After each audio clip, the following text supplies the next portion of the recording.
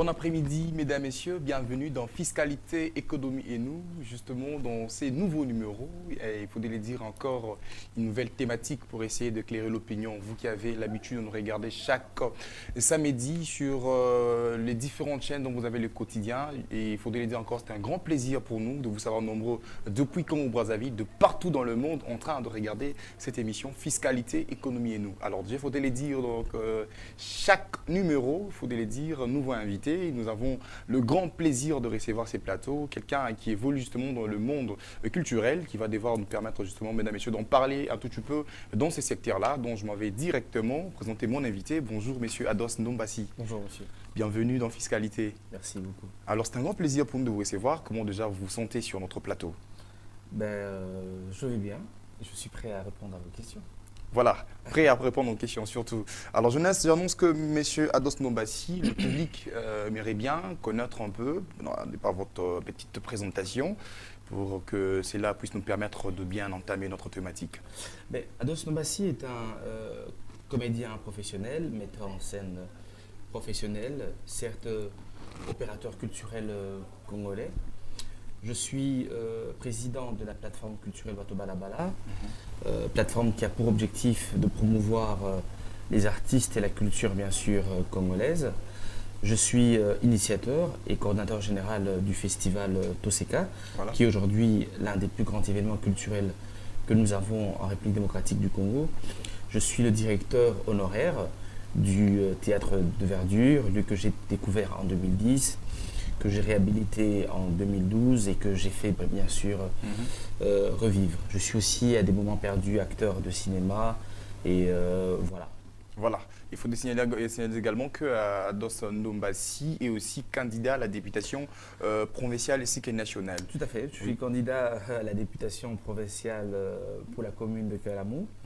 Et à la députation nationale pour la circoncision de la fauna. Voilà, c'est sous cette casquette-là, justement, que vous allez apporter connaissance par rapport à notre thématique de cet après-midi.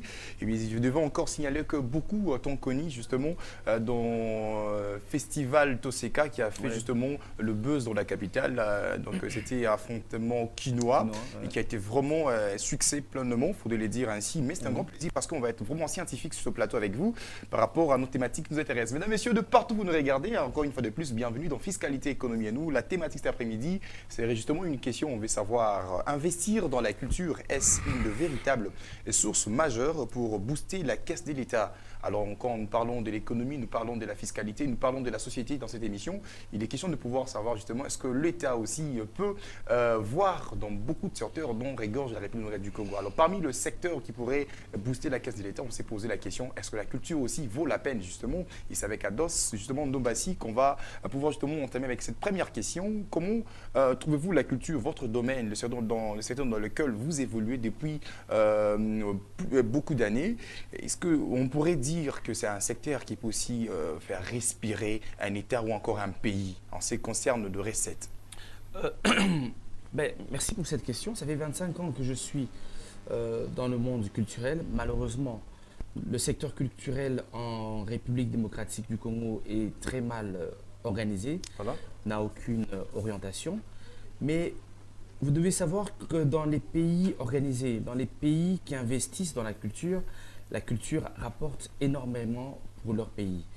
Nous sommes un marché de plus de 100 millions d'habitants et normalement la culture devait rapporter des milliards et des milliards de dollars. Mais pour rapporter des milliards de dollars, il faut aussi investir dans ce secteur-là. Mais malheureusement, c'est un secteur très négligé aujourd'hui. Très négligé aujourd'hui. Vous avez parlé de l'organisation. Je me savoir, quand vous parlez de l'organisation dans ces secteurs-là, vous voulez justement nous amener à comprendre quoi au juste quand vous parlez de l'organisation? Mais parlons déjà d'une politique culturelle. Vous savez qu'en République démocratique du Congo, il n'y a aucune politique culturelle qui, pour la RDC malheureusement. L'artiste, qui est bien sûr le premier producteur de ses œuvres, n'a aucun statut qui le protège. Vous comprenez? Donc, nous avons plusieurs problèmes en République démocratique du Congo. Je vais faire un petit exemple. Vous savez, la France investit chaque année 10 milliards d'euros dans le secteur culturel. Et le secteur culturel rapporte plus de 58 milliards d'euros. Je vous parle de la France.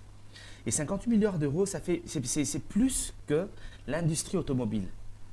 Donc la culture en France rapporte plus que Renault, plus que Peugeot, plus que Citroën. Ok. C'est pour vous dire combien il est important d'investir pour recevoir. Mais malheureusement, nous sommes dans un pays où on ne veut pas investir, on veut cueillir. Vous comprenez? Ok. Nous devons investir comme le font certains pays. Quand vous allez au Canada, c'est pareil. Le gouvernement investit, le gouvernement canadien investit dans sa culture. En Afrique du Sud, c'est pareil. Aujourd'hui, on voit aussi le Nigeria investir dans sa culture. Mais malheureusement, nous n'avons pas encore compris que le secteur culturel dans ce pays est encore un secteur vierge. Et c'est un secteur qu'on pourrait même, j'aurais dire, le libéraliser. Ok. En demandant aussi à certains, aujourd'hui expatriés, Voilà. de venir investir, par exemple, dans les infrastructures culturelles. Ok. Je reprends encore l'exemple de la France, qui investit dans la culture. En France, vous avez plus de 10 000 salles de spectacle. Si je vous pose la question, en RDC, nous avons combien de salles de spectacle? À Kinshasa, nous avons combien de salles de spectacle? Vous allez avoir la salle Mongita, qui est dans un état piteux. Vous avez la salle du Zoo, ok? Vous avez le théâtre de Verdu que j'ai réhabilité, qu'un privé a réhabilité. Après, vous avez quelle salle encore? Vous avez quelques salles privées. Privé, surtout. Quelques petites salles privées, malheureusement. Mais en Europe, je vous parle en France particulièrement, ils ont plus de 10 000 salles de spectacles. Bercy, Zénith, Olympia et tous les autres, ils en ont plus de 10 000. Mais nous, à Kinshasa, une ville qui a plus de 10 millions d'habitants, nous n'avons peut-être que 4 salles de spectacle. C'est horrible, très très horrible. Ok. J'ai l'habitude de dire une chose. En RDC aujourd'hui, c'est quoi notre distraction aujourd'hui? Si ce n'est qu'aller dans les boîtes de nuit, Ok. si ce n'est qu'aller dans les bars, Ok. si ce n'est que la prostitution aujourd'hui, qui est devenue une distraction pour le Congolais, Voilà. par manque de divertissement sain, par manque d'infrastructures culturelles. Le Congolais est obligé aujourd'hui d'aller prendre sa bière le soir. Mais s'il y avait des salles de spectacle, parce qu'investir dans la culture, c'est aussi investir dans l'éducation. Voilà. Mais s'il y avait des salles de spectacle appropriées, j'irais au cinéma. Voilà. Vous savez, en France, ils ont plus de 5000 cinémas. 5000. Mais nous avons combien de salles de cinéma dans ce pays? Aucune, peut-être que 2 privées. Ou une salle, le centre culturel Boboto, qu'on essaye d'adapter en salle de cinéma. Mais nous n'avons presque pas de salle de cinéma, malheureusement, dans ce pays. Mais les autres en ont 5000. Est-ce Vous que, comprenez? Ados Nombassi, vous allez continuer avec votre réflexion surtout. Vous parlez des choses justement qui s'avèrent très intéressantes et qui intéressent beaucoup plus l'opinion maintenant la même. Vous ne voyez pas qu'il est aussi question d'une certaine sensibilisation de vous, d'abord acteurs culturels, pour pouvoir simplement donner de l'importance. Vous plaidez justement qu'il y a un accompagnement, si on faudrait le dire en intégralité, l'accompagnement du gouvernement, s'il faudrait le dire ainsi, parce que c'est lui-même qui est même le premier, qui peut être le premier partenaire de ces secteurs culturels. Pourquoi pas? Vous ne voyez pas qu'il faudrait d'abord une forte sensibilisation au niveau de vous, acteurs culturels? Vous savez, je suis comédien depuis 25 ans. Je suis l'un des meilleurs comédiens de ce pays. Je suis un très bon metteur en scène, l'un des meilleurs de ce pays, l'un des plus grands opérateurs culturels de ce pays. J'ai géré le théâtre de Verdure, un lieu que j'ai découvert en 2010, que j'ai réhabilité. J'ai initié le festival Toseka, Voilà. que je coordonne et qui est le plus grand événement culturel du pays. Aujourd'hui, vous l'avez dit tout à l'heure, je passe à la politique. Pourquoi? Parce qu'il faut trouver des solutions. Voilà.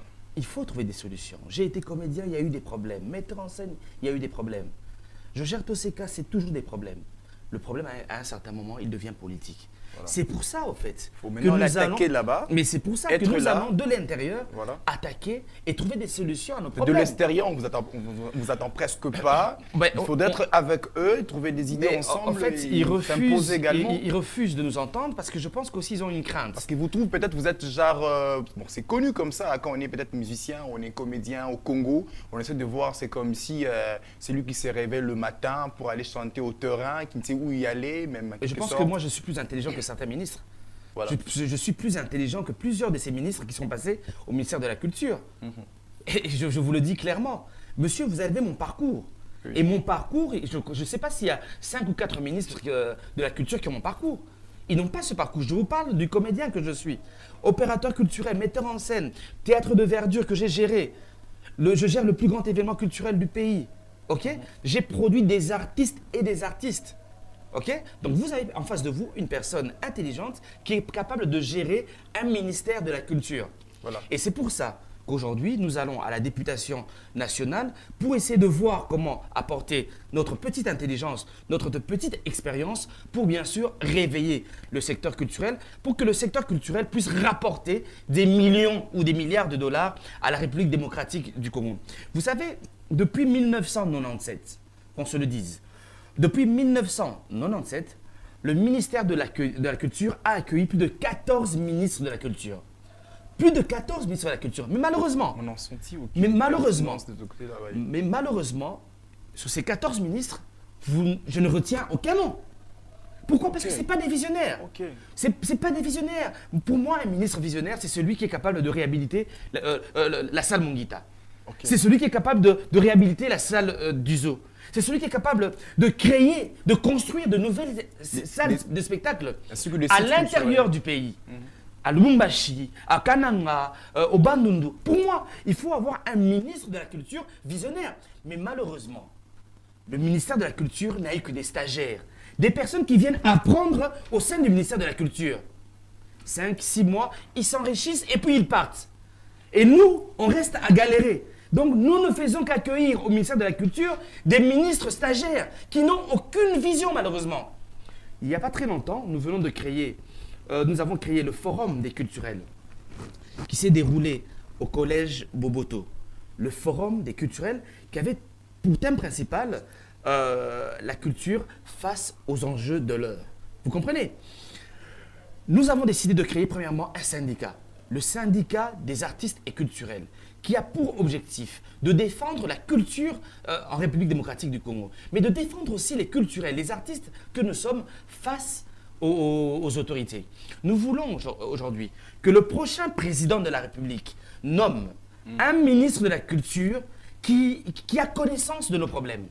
Un ministre de la Culture qui a des objectifs, qui a une vision.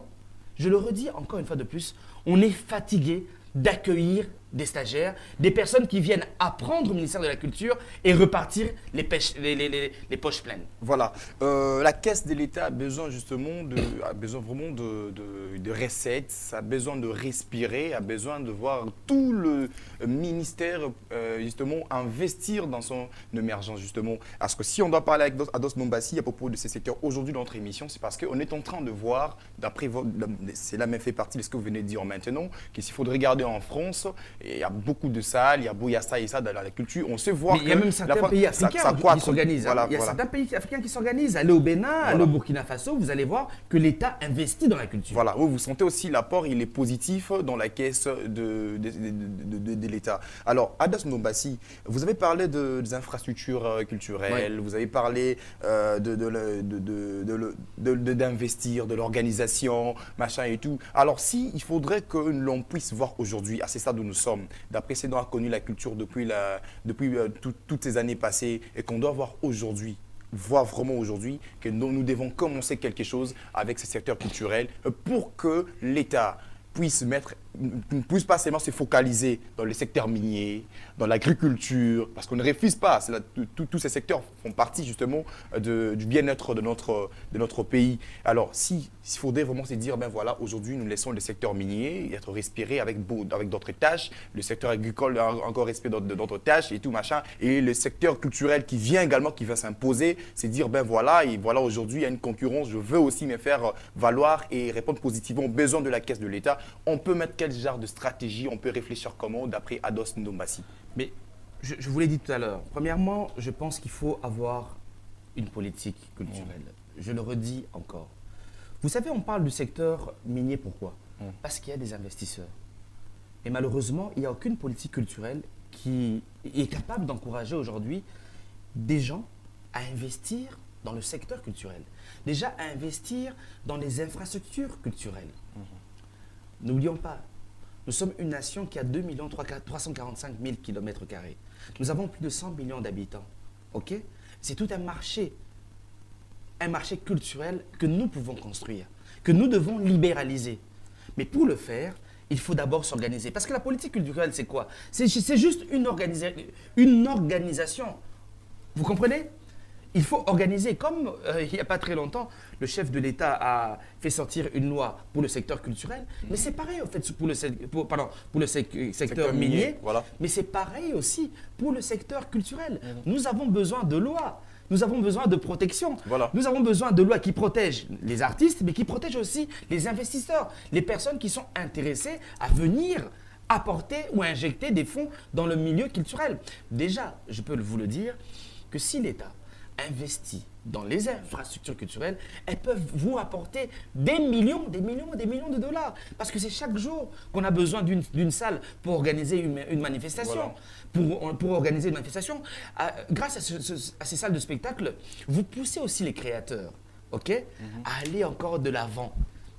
Vous donnez aussi aux créateurs la possibilité d'émerger. Vous savez, souvent, on pense qu'aller en France, en Belgique, pour présenter son spectacle, c'est la meilleure des choses. Et depuis même, on a connu ces problèmes avec la rupture de musiciens congolais Voilà, qui se tout à produisent fait. en Europe. Mais- On sent comme si on est presque à lambeau avec la musique Tout à fait. aujourd'hui. Mais vous savez pourquoi? Je reviens encore. Allez-y en Belgique, allez-y en Grande-Bretagne, aux États-Unis. Mais il y a certains artistes qui ne sortent jamais, qui tournent dans leur pays, qui tournent en France. Pourquoi? Parce qu'il y a plus de 10 000 salles de spectacle. Si nous, on avait plusieurs salles de spectacle, s'il y avait par exemple une centaine de salles de spectacle à Lubumbashi, une centaine de salles de spectacle au Bandundu, 150 salles de spectacle au Bas-Congo, en province orientale, au Ouélé, par-ci, par-là. Mais je serais là, moi, à Dos Mbassi, en train de tourner avec mes artistes. Je serais là, moi, à Dos Mbassi, en train d'organiser des Toseka partout dans les provinces. Voilà. Mais du fait qu'à Lubumbashi, peut-être, il n'y a pas aussi d'infrastructure culturelle pour m'accueillir. Voilà. Il n'y a pas d'infrastructure culturelle pour m'accueillir au Bas-Congo. Voilà. Qu'est-ce que je fais? À Kisangani, À Goma Kisangani, et à tout. Goma, mes yeux sont orientés vers l'extérieur. Malheureusement, tout aujourd'hui est orienté. Et c'est l'autre qui gagne directement. Et ça, c'est ça le plus gros malheur. Ouais. Et je le dis encore, que l'État a pour obligation d'investir dans le secteur culturel de la même manière. Investir ou donner des facilités, ok, aux investisseurs qui veulent aujourd'hui injecter des fonds dans le secteur culturel. Alors, Ados Nobassi, Sokoda, est-ce pas un acquis déjà pour le secteur culturel? Vous savez, moi, je suis un membre du conseil d'administration de la Sokoda. Voilà. Certes, j'ai quitté le conseil d'administration. Je suis membre cofondateur. Ouais. Mais je pense que ce qui se passe à la Sokoda est un désastre. Un désastre parce que la Sokoda aujourd'hui a pris en otage la vie de milliers d'artistes. Et je n'ai jamais compris pourquoi. Je sais qu'à l'époque, quand j'étais membre du conseil d'administration, on ne s'entendait pas déjà. Ok. On vivait une vraie cacophonie. Mais jusqu'à ce jour, en fait, nous avons quitté la Sokoda, mais jusqu'à ce jour, la Sokoda n'a aucune orientation, malheureusement. Elle est mal gérée, très très mal gérée. Et malheureusement, elle est prise en otage par certaines personnes qui veulent absolument rester gérer cette société. Prenons la Sokoda. Vous savez, lors du forum des culturels, on a parlé de la Sokoda, mais on a parlé aussi de la copie privée. Ok. Encore beaucoup d'argent que le culturel, que les artistes perdent chaque année. Ok. Vous savez, le téléphone, chaque téléphone normalement paye un droit pour les artistes qu'on appelle copie privée. Ok. Chaque élément qui est capable de stocker, ok, les clés USB, de disques durs, les CD, paye un droit aux artistes qu'on appelle copie privée. Et la copie privée en Europe, en France particulièrement, rapporte plus de 700 millions d'euros chaque année. Ok. La copie privée rapporte plus de 700 millions d'euros Chaque année. chaque année. Mais ici, en République démocratique du Congo, on ne sait pas où est-ce que cet argent Passe, passe. justement. On ne sait pas. On nous dit que non, ça n'existe pas. Mais je ne crois pas. Je suis sûr qu'il y a une sorte de magouillage Qui qui a se passe été, déjà. oui, très très bien fait. Je suis sûr. Parce que comment dans chaque pays, tous les pays savent que non, voilà, un téléphone doit payer autant. Une clé USB, un disque dur, tout élément capable de copier un élément artistique paye un droit. Et je peux vous dire que en France, la copie privée finance plus de 5000 événements culturels. La copie privée. Plus de 5000 événements culturels. Donc vous avez le festival de Cannes, le festival de Limoges. Les grands rendez-vous culturels en France sont financés par la copie privée. Et normalement, cette copie privée devait être aussi gérée par la SOCODA. Ok. Mais est-ce que la SOCODA a connaissance de la copie privée? Si elle a la connaissance de la copie privée, quelle est sa réaction? Quelles sont ses pistes de solutions qu'elle est en train de mettre en place pour récupérer ces moyens et pouvoir, par exemple, financer les événements culturels que nous avons en RDC? Aïe. Voilà encore des choses à vous dire. C'est pour vous dire qu'aujourd'hui, nous avons une société malheureusement qui est mal dirigée, qui est mal encadrée. Et nous avons pris la décision avec certains amis de retourner à la SOCODA. Mais malheureusement, on a empêché à certaines personnes comme nous. Alors, Ados, je vais compléter une question par rapport à ce que je vous ai posé, toujours en ce qui concerne SOCODA. Quand vous parlez de l'argent qui entre, vous avez trouvé un peu de magouille qui vous avez poussé. Je parlais de la copie privée. D'après- La copie privée, c'est pas la même chose que le droit d'auteur. Voilà, ce que Ok. j'allais un peu aller. Bon, en fait, bon, je pense que les tout vont faire partie. Alors, qu'est-ce que l'État gagne au juste avec SOCODA jusque-là? Depuis que cette structure est créée, est-ce que vous pouvez quand même nous signaler ici, ben voilà, par rapport à ceci et cela, l'État pouvait aussi Mais pour le gagner moment, quelque chose. l'État ne gagne rien parce que la SOCODA est mal organisée. Quand la SOCODA sera organisée, l'État, bien sûr, recevra son dû. Alors, vous avez voulu en réintégrer encore, et il y a eu beaucoup d'empêchements, c'est ce que vous venez de dire. Non, je maintenant. pense qu'ils sont allés organiser une sorte de, je sais pas, de conseil d'administration, une assemblée, pardon, une assemblée générale au Bas-Congo, ok. Nous n'avons pas reçu d'invitation. Moi, en tant que membre cofondateur, je n'ai pas reçu d'invitation. Je suis allé là-bas à la SOCODA. J'ai moi-même appelé mon grand frère Jossard Nyokalongo pour comprendre ce qui se passait. Lui-même, il me disait qu'il était étonné. Bon, bref, je vais le voir à son retour des États-Unis si tout va bien, pour savoir ce qui se passe. J'ai appelé le directeur général de la SOCODA pour savoir ce qui se passait. Bref, voilà, on ne comprend rien. Mais bref, on ne va pas se laisser faire aussi. Voilà. En tout cas, nous croyons énormément, parce que vous êtes candidat à la députation, peut-être que vous pouvez hausser très haut le ton pour essayer de. Mais vous pallier savez, à vous différentes savez situations, quoi. aujourd'hui, je suis candidat à la députation nationale. On est à 3. Jean Goubal, Lexus Légal, Ados Nombassi. Nous avons aussi un objectif. Si Dieu le veut, si la population fait un choix sur nos 3 personnes et que nous nous retrouvions au Parlement demain, nous avons pour objectif d'intégrer l'exécutif, c'est-à-dire intégrer, avoir le ministère de la Culture. Avoir ce ministère de la Culture et changer des choses, proposer des choses, construire des salles de spectacle, construire des bibliothèques. Vous comprenez? C'est ça aussi l'un des rôles du ministère de la Culture. Je vous le disais tout à l'heure, qu'en 2010, avec la plateforme culturelle Wato Balabala, j'ai découvert le théâtre de verdure, un lieu qui a été totalement pillé, abandonné. Ok. Mais je le découvre en 2010 et le théâtre de verdure, en 2012, a été réhabilité. Je suis allé en Belgique à 2-3 reprises pour chercher des financements. Et j'ai reçu un financement de Wallonie-Bruxelles International pour réhabiliter totalement le théâtre de verdure. Mais j'aimerais vous dire, monsieur, si le privé que je suis, Ados Nombassi, avec ma plateforme culturelle Wato Balabala, a eu cette possibilité de réhabiliter le théâtre de verdure, mais ceux qui sont au pouvoir, Non, jamais. ceux qui sont au pouvoir, ceux qui ont le pouvoir et les moyens financiers, pourquoi n'ont-ils pas réhabilité le théâtre de verdure? Pourquoi n'ont-ils pas réhabilité la salle du zoo? Pourquoi n'ont-ils pas réhabilité la salle de Bongita? Pourquoi n'ont-ils pas envisagé la construction de nouvelles salles de spectacle? C'est pour ça que je suis en train de vous dire que malheureusement, ce ministère-là abrite à chaque année des Des stagiaires. stagiaires. On dirait que Ados se veut justement ces postes ministériels, entre guillemets. Non, je Mais soutiendrai. Je ne veux pas. je- Je dis ceci.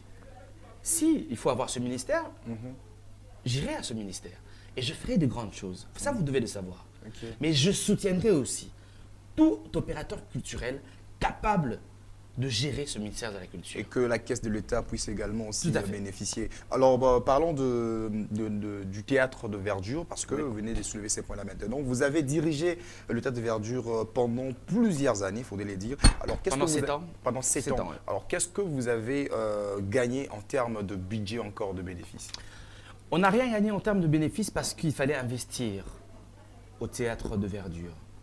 Je vous ai dit qu'en 2010, je découvre le théâtre de verdure, un lieu totalement abandonné, un lieu totalement pillé, un lieu qui servait de toilette, de poubelle. Ok. un lieu qui ressemblait à une savane. Vous comprenez? On y trouvait des petits serpents au théâtre de verdure. Je suis arrivé en 2010. J'ai commencé un travail avec les artistes. Nous avons déblayé le théâtre de verdure. Nous l'avons nettoyé. Et nous avons cherché des financements pour réhabiliter le théâtre de verdure. Nous avons cherché des financements pour électrifier le théâtre de verdure. Nous avons fait un travail, comment je peux dire, de communication. Parce qu'il fallait communiquer ce théâtre de verdure. Vous savez, le théâtre de verdure a accueilli en 1974 l'un des plus grands événements du siècle. Ok. L'un des plus grands événements culturels du siècle. Ok. Zaïre 74. Ok. En prélude du combat du siècle entre Mohamed Ali et Georges Foreman. Voilà. Mobutu, le président, paix à son âme, a organisé à cette époque-là un grand festival, Festival 74, Zaïre 74, qui a accueilli les James Brown, Myriam Makeba, Manu Dibango, les B.B. King et tant d'autres artistes, Franco, l'homme Makadi, Taboulay Rochereau. Des grands artistes sont passés au théâtre de verdure. C'est un patrimoine en quelque sorte. Et quand je suis allé sur Internet en 2010, j'ai découvert que ce lieu était immense, que son histoire était riche. Grave. Je me suis dit qu'en RDC, nous n'avons déjà pas assez de salles de spectacle. Comment un lieu mythique pourrait mourir comme cela? Et c'est là que j'ai pris contact avec les autorités du musée. Ok. J'ai pris contact avec le ministère de la Culture. Et en 2011, j'ai pris comment on appelle, les responsabilités pour gérer le théâtre de verdure et le réhabiliter totalement. Et chose qui a été faite. Et en 2012, nous avons créé un grand festival qui est devenu le plus grand festival que nous avons en RDC, le Festival Toseka, voilà. qui a encore donné plus de couleurs au théâtre de verdure. Parce que vous ne devez pas oublier que les gens avaient peur d'entrer au musée. Les gens ne connaissaient pas le musée. Les gens ont connu le musée grâce au théâtre de verdure. Ok? Parce que les gens pensaient que Mobutu tuait les gens à l'Institut des musées nationaux du Congo. Oh, les gens pensaient cela. C'était pas les cas. Et nous, on a fait un travail de communication pour dire au peuple, hey, cet espace culturel vous appartient. Vous pouvez vous en approprier. Nous avons fait la promotion du théâtre de verdure et grâce au théâtre de verdure, le musée national, bien sûr, a été connu. On a pu connaître qu'il y a un cimetière des pionniers aussi au théâtre de verdure. On a pu savoir qu'il y a une petite salle d'exposition, bien sûr, à l'Institut des musées nationaux du Congo. Et grâce au travail que nous avons fait, ok, ce travail a donné la visibilité à l'Institut des musées nationaux du Congo. Et grâce à ce travail, aujourd'hui, il y a la construction d'un nouveau musée qui se passe tout près du boulevard Triomphal. Voilà. Ça, c'est le travail que nous avons fait, que la plateforme culturelle a fait. Mais malheureusement… Ce que vous êtes en train de dire déjà, c'est dont va être ma prochaine question. Mais malheureusement, je voulais dire, malheureusement, nous avons quitté le théâtre de verdure par simple jalousie. Encore une fois de plus, par des personnes qui n'ont qu'une ambition. Des personnes qui ne voient que l'argent. On avait compris qu'Ados Nombassi commençait à s'enrichir, gagnait beaucoup d'argent quand même. Mais ils oublient qu'Ados Nombassi a investi plus de 200 000 $ au théâtre de verdure, que j'ai cherché plus de 300 000 $ pour la réhabilitation du théâtre de verdure. Les gens oublient cela. Les gens oublient cela. Qu'il y a eu un travail de communication. Il y a eu des conférences de presse au théâtre de verdure, une dizaine de conférences de presse pour redonner encore vie à ce lieu. On oublie vite. Mais quand on est jaloux, quand on est vide de l'intérieur, qu'est-ce qu'on fait? On se dit que l'autre gagne beaucoup d'argent. Donc, il faut le mettre de côté. Alors. Mais malheureusement, encore une fois de plus, on a remis la gestion du théâtre de verdure aux mêmes personnes. Qui étaient avant. Qui étaient là avant. À ces personnes qui avaient le théâtre de verdure abandonné. Ils avaient ce théâtre de verdure-là, qui était une toilette. Ils n'ont rien fait. Ils attendaient que j'arrive. Ados le Moïse, le sauveur, je vienne les sauver, que je vienne sauver le musée, ok? Après avoir sauvé le musée, comme d'habitude en RDC, on remercie les gens en crachant sur eux. Il y a certaines personnes aujourd'hui qui se permettent de nous insulter. C'est malheureux, mais qu'ils sachent aujourd'hui que le travail que nous avons fait a donné une visibilité à l'Institut des musées nationaux du Congo. Et si aujourd'hui, on construit un nouveau musée, c'est aussi parce que nous avons fait un travail. Ce musée, le musée qu'on a là, n'était point connu. Et je pense qu'il y a plusieurs journalistes aussi qui travaillent avec vous, sont au courant de cela. Et prochainement, je vais amener des images. En tout cas, ce sera très important. Je vais amener des images Très où on important. montre pas à pas comment nous avons réhabilité le théâtre de Verdun. Ce sera très important. Alors, à Dox Ndombassi, on va parler maintenant de votre candidature à la députation nationale qui vaut vraiment la peine surtout. Alors, on va parler, vous savez, quand vous êtes député dans l'Assemblée nationale, c'est pour voter des lois. Ouais. Alors, dans les secteurs culturels, c'est tout dans cette émission, nous voulons sentir, qu'Ados Ndombassi puisse nous dégager justement de pistes qui pourraient faire en sorte que si aujourd'hui les secteurs culturels est considéré, parce que vous allez être là, vous estimez vraiment être là, quelles sont les lois vous allez participer en votant pour que ces secteurs puissent fournir de l'argent au sein de la République? Première des choses, comme je vous le dis, il faudra une politique culturelle. Voilà. Ça, c'est clair et net. Un statut pour l'artiste. Demander plus d'argent. Plus d'argent dans le secteur culturel. Souvent, les ministres nous disent que non, nous n'avons rien, nous n'avons rien. OK. Donc, mon travail sera aussi de demander plus de moyens financiers pour le secteur culturel. J'aurai aussi un devoir de regard envers tous les ministres de la culture pour leur dire quelle est votre vision, c'est quoi votre apport. Ils seront aussi interpellés. De la même manière qu'on interpelle les ministres des Finances, les ministres des Mines. Alors, le ministère De la Culture aussi. Voilà. Le prochain sera aussi interpellé. Pourquoi? Parce que nous voulons... Ça n'a jamais été le cas apparemment. Hein. Et On a pour jamais vous vu dire, ça. souvent c'est un ministère qu'on oublie. On oublie apparemment, Mais voilà. on sait Mais- sous d'autres cieux, quand Mais je vais justement, dire. mais vous savez pourquoi? Parce qu'aujourd'hui, je le répète encore, qu'à la tête du ministère de la Culture, il y a des gens pauvres d'esprit. Il y a des gens qui n'ont pas de vision, malheureusement, qui n'ont pas de projection. Et alors, on se dit que non, c'est un ministère oublié, c'est un ministère qui n'a pas d'argent. Mais c'est totalement faux. C'est totalement faux. Le jour où le ministère de la Culture de la RDC aura un bon gestionnaire, un bon ministre de la Culture, je vous assure que tous les regards seront portés vers ce ministère-là.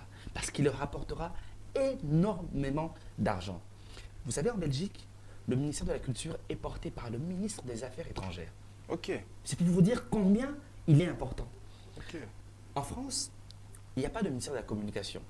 Il y a le ministère de la Culture et Communication. Ok. C'est pour vous dire combien la culture est importante. Et surtout, nous le savons que la culture africaine est beaucoup plus considérée à l'extérieur, sur le blanc surtout, mais imaginons qu'on un peu essayait d'apporter. notre culture congolaise. Investissons dans notre culture. Investissons aussi dans, Et en dans Afrique, le la culture tourisme. congolaise est enviée. Mais investissons encore aussi dans le tourisme. Voilà. C'est Voilà. encore des milliards et des milliards que nous perdons chaque année. Mais encore une fois de plus, il faut avoir des dirigeants visionnaires. Et ça, c'est très important. J'aimerais parler aussi du festival Toseka. Aujourd'hui, Il nous reste 5 le minutes à plus dos. grand... Déjà, oh là là, oh là là. On a beaucoup parlé. Vous allez dire un peu vite c'est là et vous allez prendre ma dernière question. Parlons du festival Toseka aujourd'hui, qui est le plus grand événement culturel que nous avons en RDC, mais qui ne reçoit aucun dollar du gouvernement congolais. Mais attention, mais regardez un peu ce qui se passe. C'est anormal. Mais allez au FESPAM. Le FESPAM est soutenu à 80% par le gouvernement de Brazzaville. Ok. Allez au FESPACO au Burkina Faso. C'est le gouvernement burkinabé qui soutient à 90% le FESPACO. Allez au Massa en Côte d'Ivoire. Allez au Festival de Cannes en France. Allez au festival à Limoges ou au festival Écran Noir au Cameroun. Ce sont des événements culturels soutenus par leur État. Mais nous, qu'est-ce qui se passe? Nous n'avons reçu aucun dollar. Voilà. Je me souviens qu'il y a un ministre qui a Elvis Montiri, qui a remplacé M. Mbanza Moukalai après son décès. Je me souviens qu'il a donné au théâtre de au festival Toseka 40 millions de dollars. Voilà. Et jusqu'à ce jour, à cette époque-là, les 40 millions faisaient à peu près 45 000 dollars. Voilà. Et jusqu'à ce jour, 40, je n'ai jamais millions de re- francs Ouais, congolais. pardon, 40 millions de francs congolais. Voilà, parce que excusez-moi. moi je l'ai dit. hein. Excusez-moi, En tout cas, excusez-moi. 40 millions de francs congolais.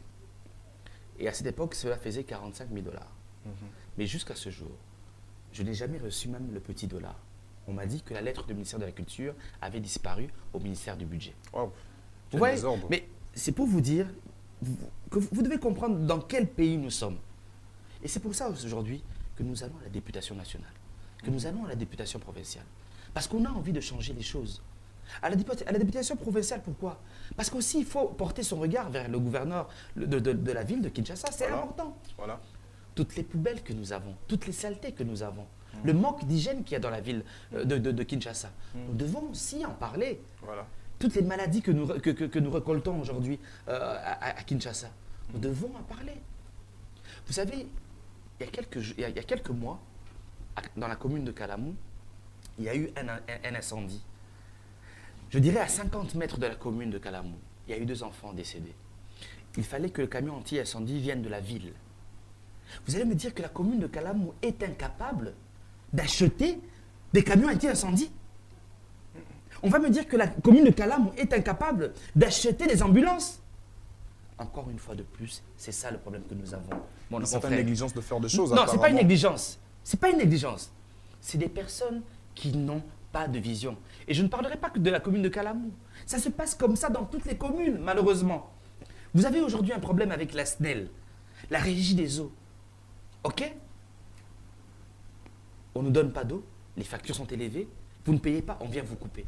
Alors, Ados Nombassi va laisser beaucoup plus défendre les hommes culturels pour entrer dans beaucoup de secteurs surtout. Mais c'est mon objectif. Attention, quand je suis député, je ne serai pas que député. Mais ce sont le musicien, le comédien et tout qui sont derrière vous, qui pensent que c'est une fois que vous êtes là, vous allez vous focaliser mais le social, que dans ça. Je suis dans... Mais attendez, vous voyez déjà que ça va être un peu beaucoup Non, c'est pas beaucoup. Nous sommes dans le socio-culturel, n'oubliez pas. Et dans le socio-culturel, vous avez l'éducation aussi. Vous avez la vie des gens. Vous avez les cliniques, les hôpitaux. Vous avez tout ça, les conditions hygiéniques, vous avez tout ça dans le socio-culturel. N'oublions pas cela. Donc, je défendrai mon secteur culturel, mais je défendrai aussi la vie du citoyen congolais. En tout cas. Aujourd'hui, qu'on se le dise, la ville de Kinshasa ressemble à une poubelle. Pourquoi? Parce qu'il n'y a pas de bons gestionnaires. Mais il faut qu'on en parle. Mais les gestionnaires aussi, dans les communes, il faudra aussi les interpeller. Les interpeller, voilà, merci. Ça se fera un nouveau sujet très grand. Alors, on va cheater parce qu'il ne reste que quelques poussières de minutes. Ados Nombassi, vous allez nous dire en tout par rapport à ce qu'on a parlé et si vous devez dire quelque chose. Bon, merci de m'avoir reçu sur votre plateau, même si qu'on n'a fait que 15 minutes. Oh non, là c'est vous, Billy. Même si on a fait que 15 minutes. Non, je pense que ce serait bien que je revienne encore, expliquer le pourquoi de mon choix. Je l'ai dit, je suis un opérateur culturel, un metteur en scène, l'initiateur d'un des plus grands rendez-vous culturels. J'ai géré le plus grand espace culturel du pays pendant plusieurs années. Pourquoi ce choix? Parce qu'il faut défendre la culture. Il faut la défendre. Et pendant plusieurs années, malheureusement, nous avons laissé notre sort à certaines personnes qui ont piétiné sur nos têtes. Madiba a dit une chose, ce qui est fait pour nous, sans nous, est contre nous. Voilà, merci beaucoup Ados Nombassi. Je pense que ceux de Kalamou vont devoir justement vous voter, et également ceux de Funa, donc Kalamou pour la députation provinciale et Funa pour la députation nationale. Alors, nous croyons certainement que les artistes vont se retrouver, mesdames et messieurs. C'était là Ados Nombassi, le patron justement du festival Toseka, qui a justement fait le buzz dans la capitale, ainsi que la thématique a été très importante. On a parlé justement de ces secteurs culturels qui pourraient également remporter beaucoup de choses dans la caisse de l'État, et on a essayé un peu de réfléchir à long et à large. Vous avez compris, je pense que vous qui nous regardez depuis Canal King Télévision, vous qui nous regardez via notre site internet, je vis à aussi Arc Télévision et sur TNT, et restez branchés, et c'est comme ça que ça se passe. On se fixe rendez-vous déjà très au prochain numéro. D'ici là, portez-vous bien et bonne suite de programme. Alors je voudrais dire un grand merci à toi Aris qui était là avec nous, un grand merci à Vovon également, à toi Dido, un grand merci à messieurs Eric Ewela, le DT, également messieurs Davin Moubenga, mon réalisateur. Je dirais aussi un grand merci à mon cordon, merci messieurs Serge, mesdames, messieurs, et portez-vous bien. Bye bye.